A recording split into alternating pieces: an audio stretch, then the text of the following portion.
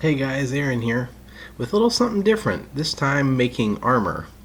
So I sewed a vest to make a Brigandine style of armor, and sewing that vest would be a whole video in and of itself, but let me show you a little bit about how I decided what to do with some plates, with these paper pieces that I taped to the vest just to get an idea what it looked like, and what I did after that. Enjoy.